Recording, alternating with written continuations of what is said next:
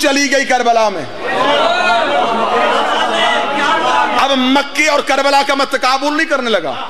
کربل کی زمین کا کسی زمین سے تقابل بنتا ہی نہیں. ایک فرق بتانے لگا. مکہ اللہ کا گھر, کربلا حسین کی سلطنت. دونوں میں فرق دیکھنا. حسین کربل میں توحید کا گھر, مکے میں خدا نے اپنے گھر میں صرف امیر بلائے.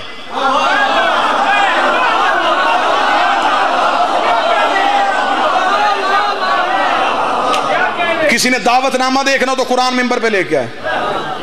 خدا نے اپنے گھر میں حج کے لیے جو دعوت دی, خدا نے کہا صاحب استطاعت ہو تو آنا.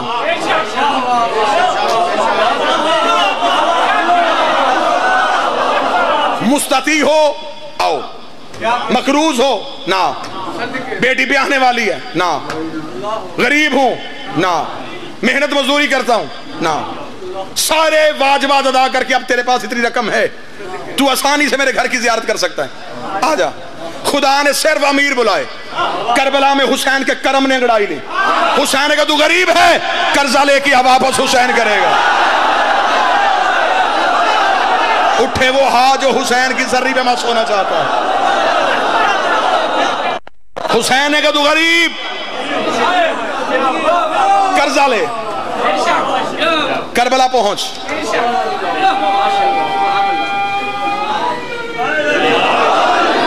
واپس کرے گا حسین.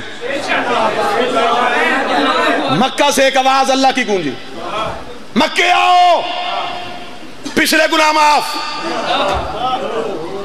حسین کربلا کے جنگل سے ایک آواز دی, کربلا آؤ, اگلے بھی معاف.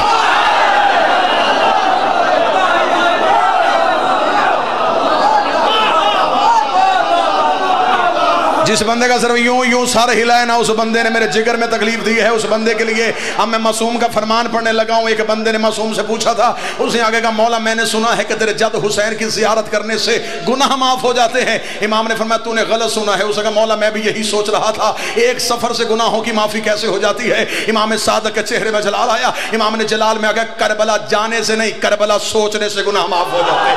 کربلا کی نیت کرنے سے گناہ معاف ہو جاتے ہیں. کربلا کا ارادہ کرنے سے گناہ معاف ہو جاتے ہیں. اس کا مولا تیرے جد حسین کی زیارت بندے کے گناہوں کو معاف کیوں کرتی ہے. فرمایا تو نہیں جانتا وہاں ذری ہے میرے دادے حسین کی, جس کو ہاتھ لگانے سے پہلے بدن کا معصوم ہونا ضروری ہے. حسین پہلے گناہوں سے دھوتا ہے, پھر کربلا بلا. خدا نے اپنے گھر بلایا. خدا نے کہا میرے گھر آؤ حج کے دنوں میں, لیکن شرط ہے لباس ایک پہننا پڑے گا, سر مڈوانا پڑے گا. جب تم میرے شہر پہنچو گے 2 پہاڑیوں کے درمیان دوڑنا پڑے گا, میرے گھر کے 7 چکر کاٹنے پڑیں گے, کھلے میدان کے نیچے سونا پڑے گا.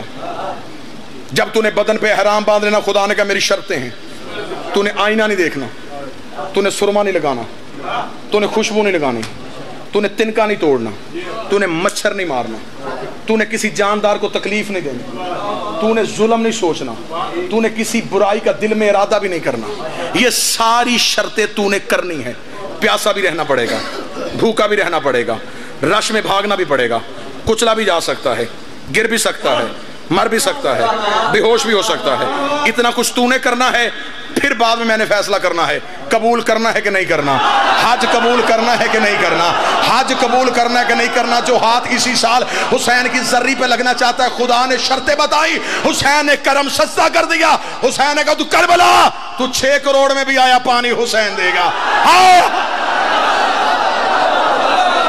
کھانا حسین دے گا, بستر حسین دے گا. تو نہ بھاگنا, تو نہ تیز چلنا, میں تجھے آرام دہ زندگی دوں گا. آپ ظاہر بیٹھے, میری بول کے آپ گواہی دیں. مجھے بادشاہ حسین کی عزت کا سمران کا, میں نے معذور لوگوں کو, مفلوج لوگوں کو کربلا میں دیکھا ہے, اور ایئرپورٹ پہ ان سے پہنچے نا کہ 40 کا اتنا رش تھا, تو ذری تک گیا, وہ کہتا جیسی زیارت میری ہوئی ہے.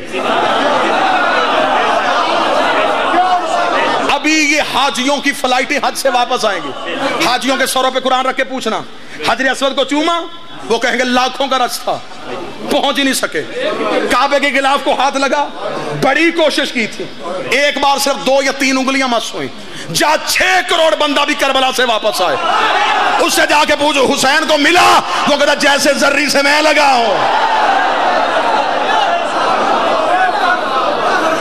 میں تو ہر روز ملتا رہا حسین سے, آج بھی بسم اللہ. بے شک جتنے بیٹھے ہیں نوجوان بیٹھے, آج بھی جا کے انٹرنیٹ پہ سرچ کر کے دیکھو کربلا کا جغرافیہ کیا ہے.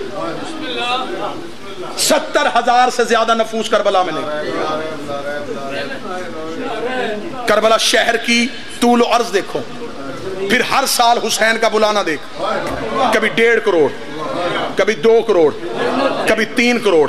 یہ میرا ممبر پہ ہاتھ ہے, میں نے امام حسین کے حرم میں بیٹھ کے ایک بزرگ عالم دین کے درس سے سنا تھا. انہوں نے گفتگو کرتے ہوئے کہا تھا کہ یہ کربلا کا معجزہ ہے, جیسے جیسے مہمان آتے جاتے ہیں کربلا پھیلتی جاتی ہے.